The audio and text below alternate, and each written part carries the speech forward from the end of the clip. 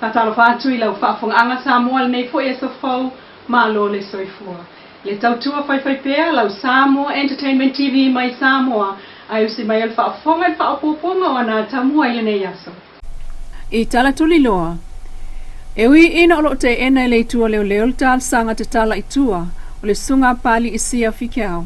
Ai watu leisi tolu vai asa o le whaamsino nga mawalunga Justice Roma e whaatalia I te maita I tusi solo profesa papali I le whale pui e whaatalia I se tali o lana talo sanga mo le tatala mai o ia I tua.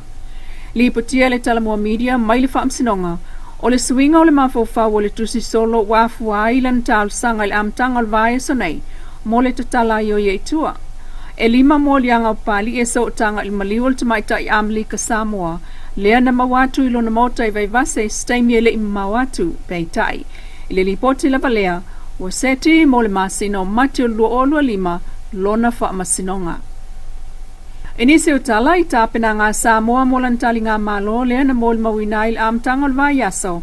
lea o onga a le vaenga o leo leo o le vaenga leo aveta avale mo le saunga le muo malo. E pei o le ngawhatia ai ave taavale o le teimi pisi ma le tumu o le au o atu ia o kitopa le fono le chokom. Ai o le whaawawai o le lato ngāruenga whaale o leo mo le lautele I lea lava taimi. Il whamtalanga whaalawa I tele ma le mta ngāruenga o leo. Vatu iai whaamalo si au a le pūlenga o le mta ngāruenga I li I matamaita I ofisa. Ai o whaatonu ma whaaululunga o lo tāpena ina le nei whaamoe le tole ninga o le whai ngāruenga. Ai maise o le tausia o la na misiona, o le puipui o le saunga le mua o le tunuu, ai o le taimi o le pisi wha le vao malo ia o kitopa.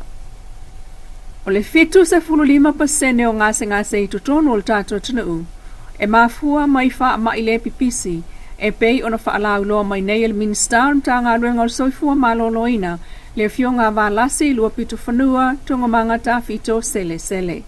Mai ia toi whapea mai, o le 5% ua malili wai. Ai o le tele fo ile nao ngase lo avatu I whafo mo tonga fitinga o wha mai le pipisi o se vaenga le na o le saunoanga a le minister ina ua tau awa lo ia ta vale van se iwa ma il faltupe la langi malo Australia ma New Zealand le Australia asos fuluono au kurso lo o lo wha o ta vale ia tangia mai lana saunoanga o le afa au ngai ni por kalame le mtanga ruenga I tu iti ai ya fianga o tangata I wha mai le pipisi o lo atangia leisi wha le tonu o le mtanga ruenga o le ai o ni ta vale wha apitoa mo ngase wha forsei po ambulance peita e wo feta wil wha la wilo le tau nu of soswani amalo mai fafo e pe Australia New Zealand mon faltupe lo langi e tu salona tau mo le valu se lau fitu sulfitu a fe 5 se lau tala mo van mata penanga mana omia ai maise o le soifua manuia wha awa o Samoa mo ana tali ngā malo ia o kitopa. Sauno fo ila fionga minsta ia valasi o le afa au ngā leono vans mo savai ai tolu mo upon with so anil fa tino ina por kalame fa al soifua malo loina if you angai tua. Ua tapena I nei le University o Samoa e whaalawi loalenga Research Museum po le vaenga le whaia iaiso suenga whaapitoa. Mai o le afa alawi lo ai mo le taimi mua le ata lilo Motives in Samoan Material Culture po o ata tutusi o lo ata ngiayanga I whanua Samoa e whaia le stolsfulo au kusalu o lua whai le tolu le fiafi I le new lea building a le NUS il whamtala whaalawa I tele ma le University o Samoa sa vaenga lea o le la whaapaanga ma le Overseas Museum Premium I Siamani ma whaatupe e le Foreign Office o le Federal Republic o Siamani. O le whaapaanga lea le NUS UMP na amata mai le lua o ma whaatino mai le vaenga o suenga o Samoa, the Center for Samoan Studies ma le Faculty of Science I mata upo whaasayanisi a le University. O le bloketi lea le tasi se tausanga I whaatino a iau fiai ma le ngāru lue whaatasiai ma tangata Samoa to lua Ibrahim I le tāpenanga o whaalawi loa me sina o tātou tunuu. Ma o mai ai ia iu Leilua o lua tolu o tāpena I nei loa mo le whaalawi loa ina leo le ata lilo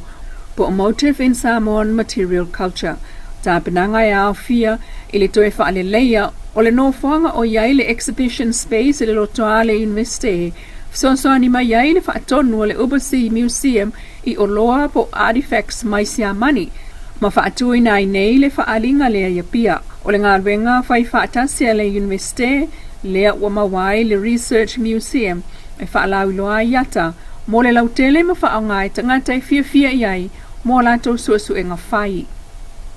Mai tālonga lea o whaatautai ai a o onga whaalafuli le vai aso atoa lava le nei a le whaalapoptonga soka, e pe ona titala aloa iai la songa fuol vai aso nei, ma moli mawina le lata I le lua se fulu a li imtama ita I o awai. O le aunga o le aonga, ia mawhai asu I awai nei, o na mawani tusi pasi mai le whaaululunga o le soka le OFC po le Oceania Football Confederation. O tusi pasi nei e mawhai ai o na maua e le tama ma le teini la fuli le awanoa e malanga I atunu I fafo, e la fuli se ta longa po Samoa nei. O nisi o sui awai e leo se taimi mua lea mo la tau petai. E iai fo I le vaenga wa iai leanga wa ama tuspasi whaala fuli, ai o le nau e toe whaala wa I tele le malamala mai tulafona whawal ta longa soka. O lo whaatauteia nei a o onga e le ngata o tutono le potu, ai o fafo I le malae e le whaaululunga o la fuli mai le OFC le sungaia Calvin Solin Camp. Whaftai lau whaafonga anga le tautua whai pea le Samoa Entertainment TV mai Samoa ili nei fo I tula mana tamua. Whaftai fo I le Wendy's design o lo I funga lei mo le ofu matangofie ai whaasoe fo ia.